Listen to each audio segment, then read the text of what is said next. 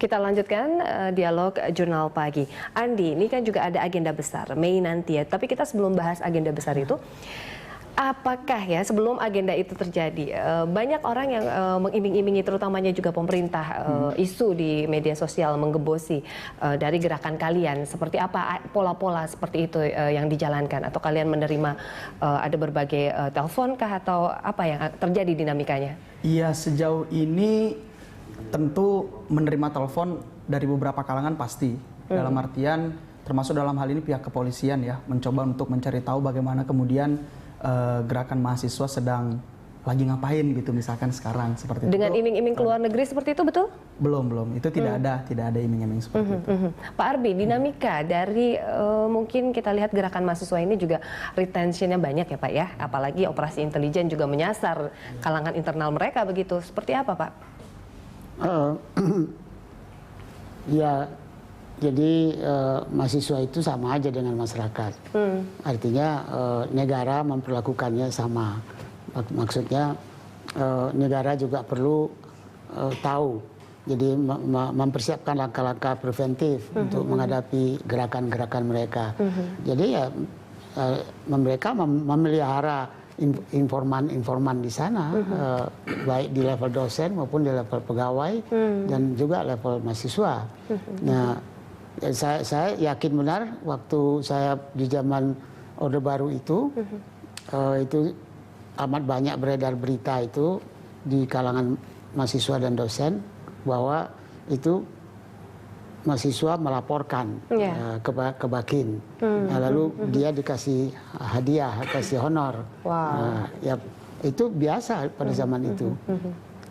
Nah tentu sekarang, apalagi sekarang dengan situasi adanya ancaman bahaya ISIS misalnya ya, ideologi ekstrim.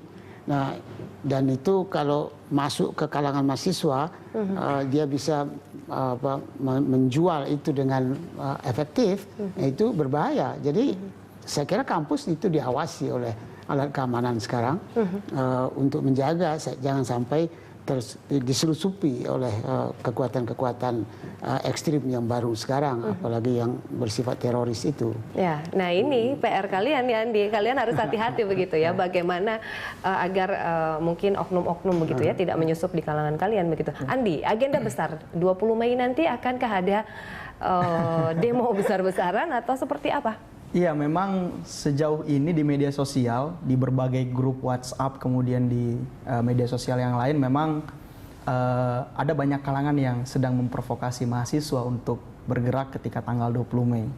Tetapi saya ingin menekankan bahwa posisi kami terhadap pemerintahan adalah kita ingin menjadi mitra kritis pemerintah. Artinya kami akan terus selalu mengawal kebijakan-kebijakan pemerintah yang tentu tidak pro dan tidak sesuai dengan apa yang diinginkan oleh publik. Dan untuk saat ini kami melihat bahwa kondisinya adalah kita cenderung untuk mencoba membangunkan presiden seperti itu, bukan pada akhirnya mencoba untuk menggulingkan rezim.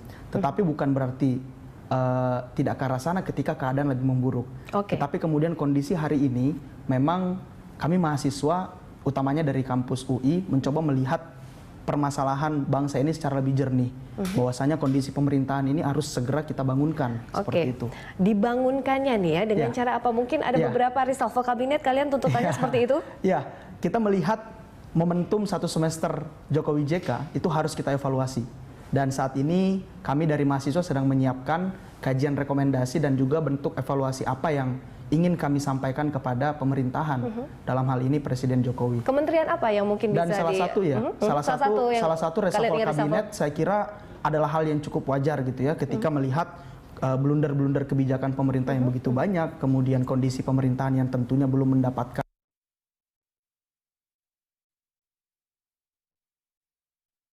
kita kedepankan dalam rentang waktu satu semester pemerintahan Jokowi JK. Pak Arbi, ini posisi Pak Jokowi cukup sulit nih sekarang ya.